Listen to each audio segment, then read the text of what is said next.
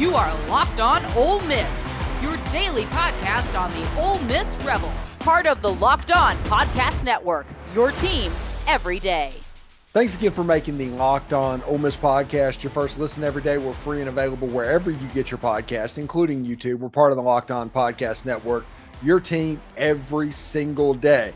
Hello, I'm Steven Willis, host of the Locked On Ole Miss podcast, and he is Tom Vanderford here for his weekly segment on Ole Miss sports. And just to let everybody know, today's episode is brought to you by FanDuel. Place your first $5 bet and you'll get started with $200 in bonus bets guaranteed. Visit FanDuel.com to get started. Now, Tom, as everybody is watching this, because this is going to be airing starting at 7 o'clock on Friday night, but this is being recorded at about 6 o'clock on Thursday night. The Tigers' magic number has been cut down to 2. So by the time this video airs, the Tigers are probably getting ready to play a game where they can actually clinch a playoff berth. They are 30-11 over the past 41 games, and I'm obviously taking credit. I've got my cracked out Tiger on. I've got my Detroit Tigers hat on. I'm in permanently rally cap mode. That's awesome. So yeah, I'm fire. Then you started following them, and boom, up they go. Yeah, they told me whenever I was sitting there, I was like, I'm going to go all in on the Tigers. Yeah, and everybody's like, oh, don't do that. You're just going to cause yourself heartache. Yada yada yada. 2 years later, it's like playoffs, okay. And it looks like they're going to end up down in Houston. Yeah, they can handle Houston. Oh, it's like, yeah, cool. They're the hottest team in baseball right now. Oh yeah. So speaking of hot teams, the Ole Miss football team is getting ready to start SEC play against the Kentucky Wildcats. And I just, the story of this week was of the Kentucky sports radio personality who just has it in for Ole Miss for whatever reason, whatever flawed things, talking about how the stadium is not that loud, how the students show up late, how people don't just go to the games. This is one of the easier venues in the Southeastern Conference to play. It comes across as very disrespectful, especially whenever he puts it as a matter of fact. And I will give this to you, Tom. It is hilarious to say that Vaught-Hemingway Stadium cannot be a hard place to play when you literally lost the last time you came to Oxford because of a crowd-forced procedural penalty. Exactly. There have been times, let's not kid ourselves. There have been times in the past when our program has been down and out that we had that issue, but that's not that way anymore, man. When you start setting records for your out-of-conference games, and let's face it, this wasn't a killer out-of-conference schedule this year. That says all you need to know about the fans. And, the students, I'm giving them props, man. They, for these non-conference games, they filled the stands. So, I think he's going to have a hard time walking it back Saturday, even though the weather's supposed to not be that great. I think it's only like a 20% chance of rain now. Still think it's going to be, of course, a sellout. And I think, a lot of Ole Miss fans are going to take that personal, what he's been doing and what he's been saying on multiple platforms. And I hope that he really sees the way that Ole Miss is now. Yeah, and I mentioned this on, I guess it was Thursday's podcast whenever I did it. It's like, even if you believe all of those things and all of those things are true in your mind and you think this game, there's a chance of an upset and all of that because of all of these reasons, why say it and make it to where everybody gets riled up and wants to prove you wrong? I don't get it. It's bulletin board material. I'm sure that the players have seen it, and I'm sure the fans have seen it. And I know the students have seen it. It just riles everybody up. Mm-hmm. Yeah, I'm sure the students have seen it, and I'm sure they're going to let him know. Mm-hmm. Yeah, it's just a very, very weird thing. But this is the SEC opener for Ole Miss, and over the course of my podcast and over the week, I've kind of broke down 2 or 3 things that I think are very important. But the number one thing that jumps out is the same thing I'm going to talk to Michael Katz about tomorrow, and everybody is the Ole Miss defensive line versus the Kentucky offensive line. I think that determines whether or not this game is 40-10 or 20-16. I think that is what is going to control this game. You need to keep Mark Stoops from being able to Iowa this football games because they are going to run the ball, run the clock, try to muck it up, try to slow you down, get you off the field when they can. I think it's going to be imperative that the Ole Miss defensive line plays well. Oh, I think that's the biggest key to victory. To be completely honest with you, we have a wonderful run defense, but we haven't been tested by a true SEC offensive line, true running team. And like you said, everybody knows Stoops likes to run the ball. But I think that our defensive line is up to the task. Now, one thing I found funny, segueing into the injury report, if you noticed, the offensive line, he's got like almost every offensive lineman as probable.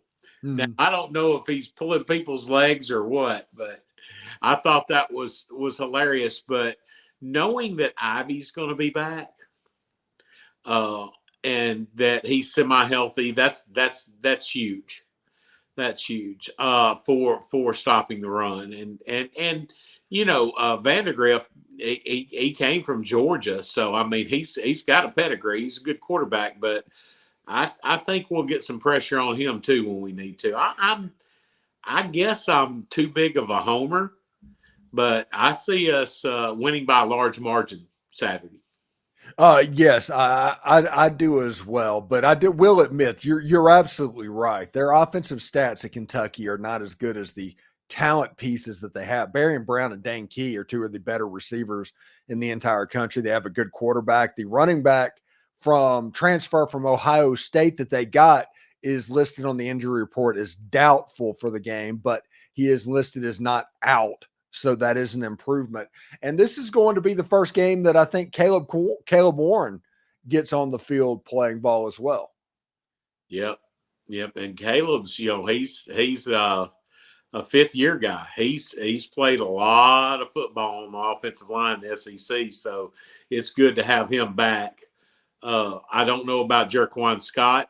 He may be getting some playing time as well, so that just I just think Jerquan Scott's going to play center. I think we're going to look out there and Jerquan Scott is snapping the ball. That's wonderful. That's wonderful. Put Caleb at guard. You've got the 2 Washington kids. You can rotate in and out. I'm looking forward to it. I really am looking forward to it because everybody knows. Yeah, I hear it all the time at work. Well, you guys haven't played anybody. How do you talk to somebody? When's Ole Miss going to play somebody?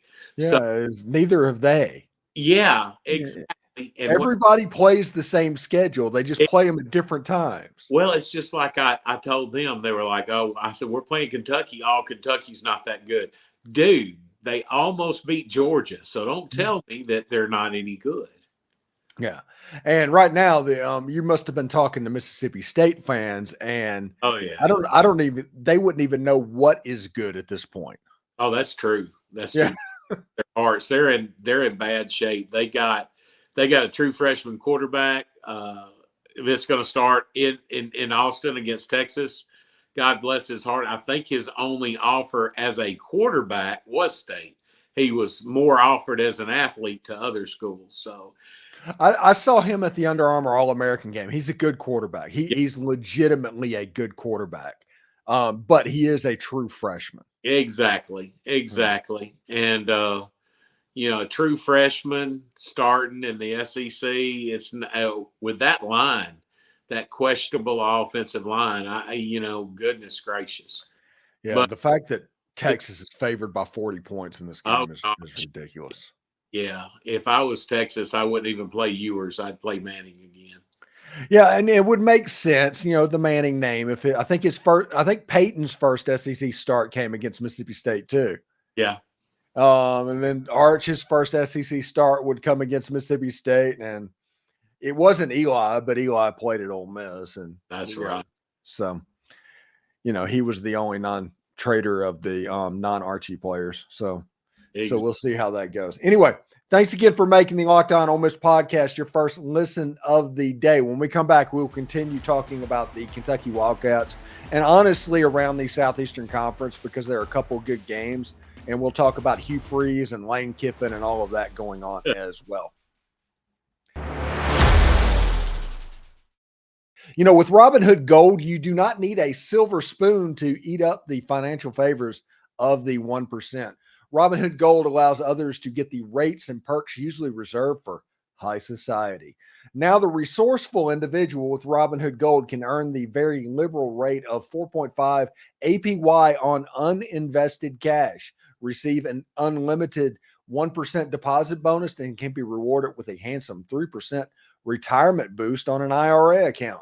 Robinhood Gold provides privileges of a high net worth individual for any net worth individual. These generous benefits are now available for only $5 a month. The new gold standard is here with Robinhood Gold. Signed up at Robinhood.com/gold. Terms apply. For products of specific disclosures, visit Robinhood.com/gold. Investing involves risk.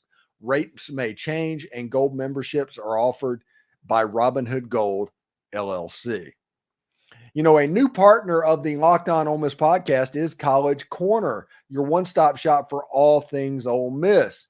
Tomorrow's game against the Kentucky Wildcats is a stripe out. So if you want the right game day gear for your section, if you don't have it, head on over to College Corner to pick up your perfect game day gear.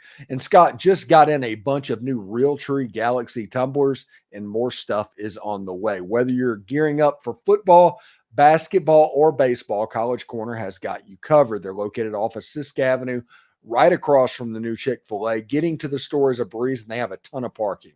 For those of you out of state, no worries. Visit collegecornerstore.com, where they turn around orders lightning fast. Trust me, this isn't just a sales pitch. College Corner is where I get all of my Rebel gear. So visit collegecornerstore.com or stop by the College Corner in Oxford, Ridgeland, or Flowood today.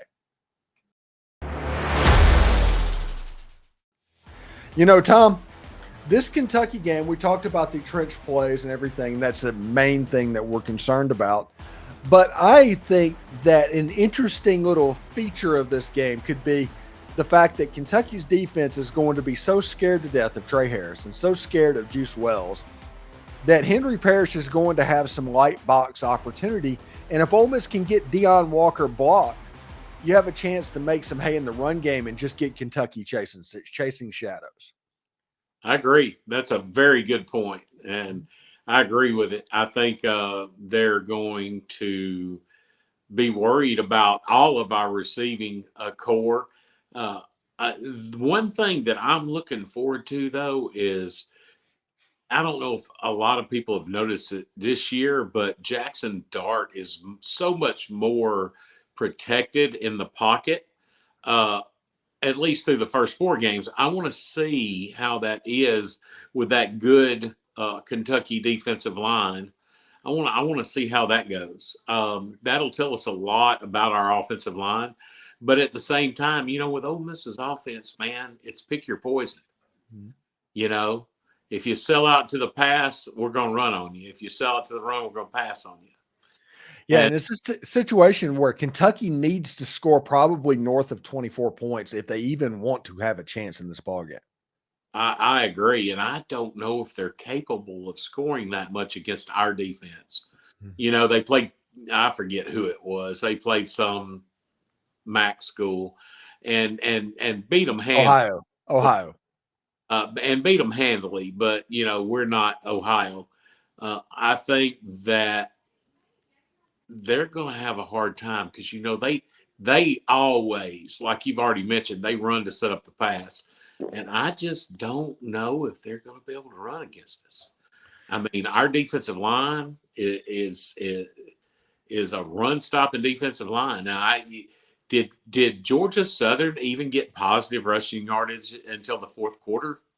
I do not think they did. I know that Ole Miss opponents did not break 100 yards combined through all the games in the season until the fourth quarter of this past Ole Miss game. Yeah, and I'm not trying to lean on these guys played these guys but Georgia Southern scored a ton of points on Boise State. Mm-hmm. So they're legitimately good team. Everybody can make jokes about Ole Miss not playing anything. Georgia Southern's a good team as far as a G5 team goes, and everybody plays G5 games.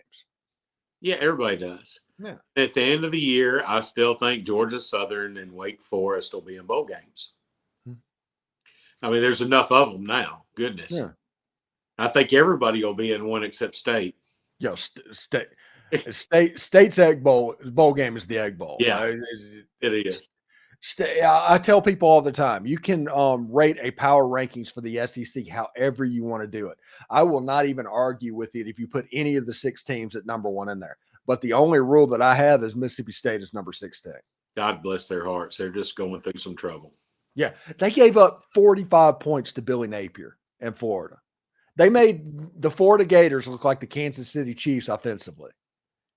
Yeah, I mean, I hate to segue into a lot of State stuff, but I told some State friends this week, my whole lifetime, State's been about defense and running the football, and they can't do either one right now very well. Listen, I like to make jokes about how when Hugh Freeze was at Ole Miss, State decided that they would burn down Ole Miss's house. They didn't care if they burned down their own. Right. But that isn't what took them down here. They decided to throw their complete identity away to hire Mike Leach in response to Ole Miss hiring Lane Kiffin for that little pub.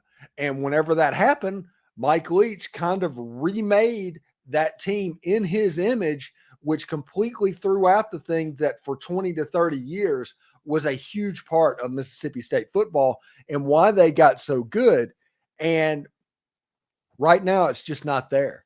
The defense is soft. The offense is very, I don't know. You don't know exactly what they are. Now, they're going to lean on the running game as much as they can now that they have a true freshman quarterback, because a bad offensive line and a true freshman quarterback, as Oklahoma is about to find out, is not an avenue to win in this league. No.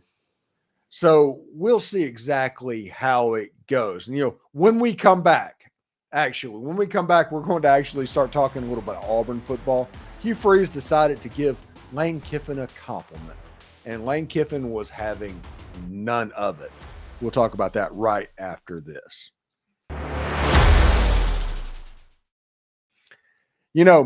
Hey, NFL fans, you can start this season with a big return on FanDuel. It's America's #1 sports book. It is the place to bet on which side of Ole Miss being a 17.5 favorite over the Kentucky Wildcats for Saturday's game. Also, the over-under on that game is like at 53.5. And Ole Miss they wouldn't have hit it by themselves like they would have when the over-under came out earlier at 51.5. So they've raised it up a little bit, but they've hit it to the point to where you can still feel confident that the over would hit. But the problem is Kentucky's offense and the fact that they might not be able to score enough points to where that happens with Kentucky's defense. So that kind of puts you in a little bit of a predicament. If you have the hunches like that in the middle of the game, you can now check out the latest stats, view live play-by-play, and so much more in the same place where you place your bets. So you'll get started with $200 in bonus bets guaranteed when you place your first $5 bet. That's FanDuel.com. Okay, Tommy. Hugh Freeze has had a rough few days. For this weekend was an absolute disaster weekend. There's no way to even beat around the bush. He said some stuff. He claimed he wasn't on social media. All of that stuff happened that's completely, honestly, politician-like. It's just so dishonest. It's politician-like at this point. But he decided to try and change the narrative by giving Lane Kiffin a compliment on how Ole Miss runs their collective and their NIL, because honestly, Ole Miss has a top 5 collective in the entire country. And if you don't believe me, look at their roster on Saturday. Hugh Freeze complimented that. And then Lane Kiffin was like, hey, it's mighty nice of you to say. Now, I guess he's going to steal Walker Jones like he tries to steal every other coach that Ole Miss has, which is absolutely the truth. Yep. Hugh Freeze does that because his contacts to get in touch with people at Ole Miss, it's legit. He has resources and ends to make that happen because he was a part of this community for several years. And he doesn't have the national tentacles to find other people to do it. Right. Lane Kiffin legitimately does not like Hugh Freeze at this point. Legitimate. It is not even, it's one of those situations where if you don't have anything nice to say, don't say anything at all. And Lane Kiffin is just not playing that game now. Oh, no. He's the ultimate troll. We all know that. But, sometimes Hugh, or as he keeps telling people, his daughter is running his Twitter account now. Whoever it is, they need to chill. They need to leave Ole Miss alone. And I think that was the shot fired across the bow from Lane Kiffin. I think Lane Kiffin genuinely wishes that Ole Miss played Auburn this year. I think Lane Kiffin would score 70 against Auburn this year. Oh, he'd light them up. He would definitely light them up. And what a mess. I almost think he's fed up and he's like, oh, I got this huge buyout. Let me just ruin everything. And the good thing for us guys is there are 2 people that he's tried his best to get. The 5-star wide receiver Cunningham and Deuce Knight. And I just have a gut feeling both those guys are going to be Rebels. Now, both of them going to be Rebels. Deuce Knight is going to try Auburn again. He's going back down there for the Auburn-Oklahoma game for an official visit. That should tell every Ole Miss fan that the offer down there is legit. It's a good number that was offered to Deuce Knight. Oh, yeah. But the fact that he's been going to like 3 or 4 of the games and hasn't committed yet, that at least is interesting. And if Ole Miss gets him on campus for, say, the Georgia game, a game that really matters, when everybody's talking about that, I think there's a chance that Ole Miss ends up with him. I think Ole Miss could end up with him, Caleb Cunningham, and I don't think their AK Deer is off the table at this point either. I don't either, but that would be the trifecta for sure. But Cunningham, he basically told it like it was when he came. He's like, this is not good. The Arkansas game. He's like, I didn't see what I wanted to see. No. And then you see how good the quarterbacks are progressing in Ole Miss. To me, it's a no-brainer. Yeah. The only problem I see with the Deuce Knight thing, and this is probably the reason why Deuce Knight has not committed already, Austin Simmons is a baller. Oh, yeah. And everybody knows he's a baller. Yeah. And because of that, there's a little bit of pause because he's a redshirt freshman baller. Exactly. So you have to kind of play your cards. And granted, Ole Miss is going to pitch to Deuce Knight that Austin Simmons is about to throw for 3,500 yards next year and go pro. Right. And then it could be yours or AJ Maddox, whoever is playing quarterback.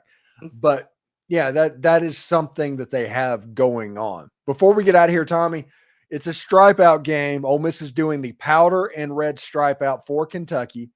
The last time they did a stripe out, Matt Jones from Kentucky Sports Radio thought all of those blue shirts in the stripe out were Kentucky fans because he doesn't know the difference between navy and royal blue. And he said nearly half the stadium was Kentucky fans. This year it's going to be quite different from him because that royal is going to stand out just like a sore thumb.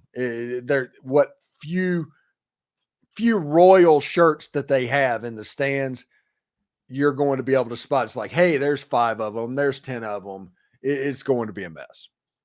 I think obviously the fans and the students especially are going to make so much noise. It's going to be wonderful. It's going to be fun to watch. Yeah, I cannot wait to see the students and the fans show out, because everybody has been hitting me with DMs and all that. And it's like, hey, students are coming up asking me what time the gates open. They just want to be in the stadium that early. And students are very riled up, and people are talking about it and playing the clip in Oxford. And if anything is one thing for sure, Ole Miss has some of the most insecure fans in the world. And I do not mean that as a troll or anything negative, but a situation like this is going to backfire on Matt Jones so big because of that insecurity. Because if you tell them they can't do something, all they want to do is do it. That's right. And they're going to put on a show for the Kentucky Wildcats, I think, Saturday. And in the game, I talked to Andrew Stefaniak from Kentucky Wildcats on SI. He said if Ole Miss is 14 points ahead at any point during the game is over because of Kentucky's offense. So a fast start for Ole Miss. I'm sure the script's going to be good.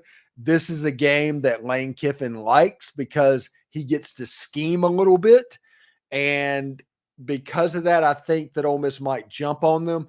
We'll see what happens. Ole Miss ended up winning the game 22-19 in the last game, and it took a crowd-forced procedural penalty at the end of the game to take a touchdown off the board and set up the sack as well. That was a Chris Partridge defense. That wasn't the Pete Golding defense that they're going to see tomorrow as well.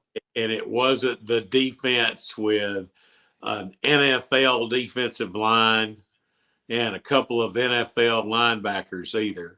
Yeah, that was sophomore J.J. Pegues playing on that line. Exactly. So, yeah.